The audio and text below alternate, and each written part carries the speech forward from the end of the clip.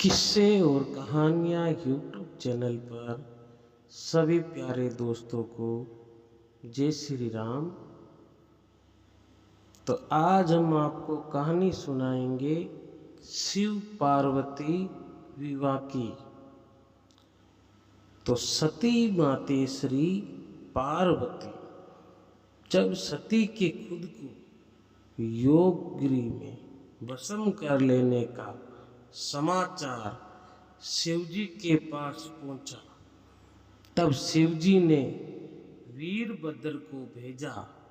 उन्होंने वहां जाकर यज्ञ विध्वंस कर डाला और सब देवताओं को यथोचित फल दिया। सती ने मरते समय शिव से ये वर मांगा कि हर जन्म में आप ही मेरे पति हो। इसी कारण उन्होंने हिमाचल के घर जाकर पार्वती का जन्म लिया। जब से पार्वती हिमाचल के घर में जन्म, तब से उनके घर में सुख और संपत्तियां छा गई। पार्वती जी के आने से पर्वत शोभायमान हो गया। जब नारद जी ने ये सब समाचार सुने तो वे हिमाचल पहुंचे। वहां पहुंचकर वे हिमाचल से मिले और हंसकर बोले, तुम्हारी कन्या गुणों की खान है। ये स्वभाव से ही सुंदर, सुशील और शांत है। ये कन्या सुलक्षणों से संपन्न है। ये अपने पति को प्यारी होगी। अब इसमें जो दो चार अवगुण हैं वे भी सुन लो। गुणहीन, मानहीन, माता पिताहीन, उदासीन, लापरवाह। इसका पति नंगा, योगी, जटाधारी और सांपों को गले में धारण करने वाला होगा। ये बात सुनकर पार्वती के माता पिता चिंतित हो गए। उन्होंने देवरी से इसका उपाय पूछा। तब नारद जी ने बोले, जो दोष मैंने बताए मेरे अनुमान से वे सभी शिव में हैं। अगर शिव जी के साथ विवाह हो जाए तो ये दोष गुण के समान ही हो जाएंगे। यदि तुम्हारी कन्या तप करे तो शिव जी ही इसकी किस्मत बदल सकते हैं। तब ये सुनकर पार्वती जी की माँ विचलित हो गई। उन्होंने पार्वती के पिता से कहा, आप अनुकल घर में ही अपनी पुत्री का विवाह कीजिएगा, क्योंकि पार्वती मुझे प्राणों से अधिक प्रिय है। पार्वती को देखकर मैना का गला भर आया। पार्वती ने अपनी माँ से कहा, माँ, मुझे एक ब्राह्मण ने सपने में कहा है कि जो नारद जी ने कहा है तो उसे सत्य समझकर जाकर तप कर। ये तप तेरे लिए दुखों का नाश करने वाला है। उसके बाद माता पिता को बड़ी खुशी समझाकर पार्वती तप करने गई। पार्वती जी ने शिव को पति रूप में पाने के लिए तपस्या आरंभ की, लेकिन शिव को संसारिक बंधनों में कदापि रुचि नहीं थी। इसलिए पार्वती जी ने अत्यंत कठोर तपस्या की ताकि शिव प्रसन्न होके उनसे विवाह कर ले। जब सप्तऋषि सती की परीक्षा लेने गए तो सप्तऋषि ने पार्वती से जाकर पूछा, तुम किसके लिए इतना कठिन तप कर रही हो? तब पार्वती ने संकोचाते हुए कहा, आप लोग मेरी मूर्खता को सुनकर हंसेंगे।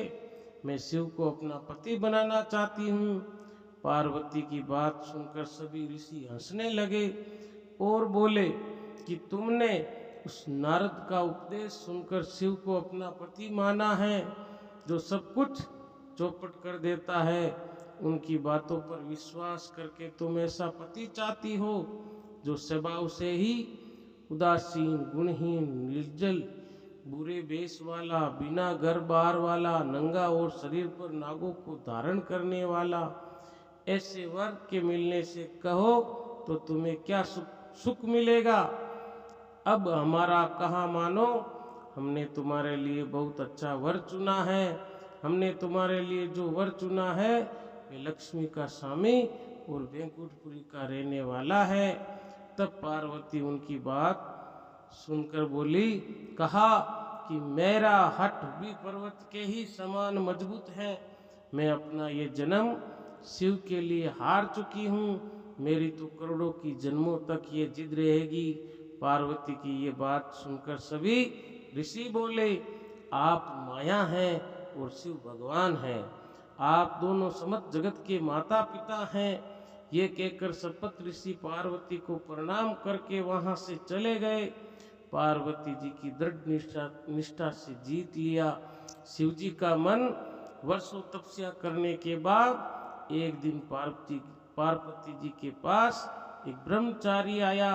वे ब्रह्मचारी तपस्वीन पार्वती का अद्रिय स्वीकार करने से पूर्व बोल उठा, तुम्हारे जैसी सुकुमारी क्या तपस्या के योग हैं।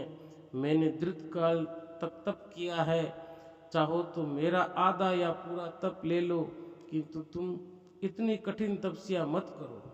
तुम चाहो तो तीर भुवन के स्वामी भगवान विष्णु भी, किंतु पार्वती ने ऐसा उसका भाव दिखाया कि ब्रह्मचारी को क्षण को रोक गया। फिर बोला, योग्य वर में 3 गुण देखे जाते हैं, सौंदर्य, कुलीनता और संपत्ति। इन तीनों में से शिव के पास एक भी नहीं है। नीलकंठ, त्रिलोचन, जटाधारी, विभूति, पोते, सांप लपटे शिव में तुम्हें कहीं सौंदर्य दिखता है? उनकी संपत्ति का तो कहना ही क्या, नग्न रहते हैं। बहुत हुआ तो चमड़ा लपेट लिया, कोई नहीं जानता कि उनकी उत्पत्ति कैसे हुई। तो ब्रह्मचारी पता नहीं क्या क्या कहता रहा, किंतु अपने आराध्य की निंदा पार्वती को अच्छी नहीं लगी। अंत वे अन्यंत्र जाने को उठ खड़ी हुई। तब से उनकी निष्ठा देख ब्रह्मचारी का रूप त्याग प्रकट हुए और उनसे विवाह किया। जहाँ दृढ़ लगन, कष्ट सहन का साहस और अटूट आत्मविश्वास हो, वह लक्ष्य की प्राप्ति अवश्य होती है।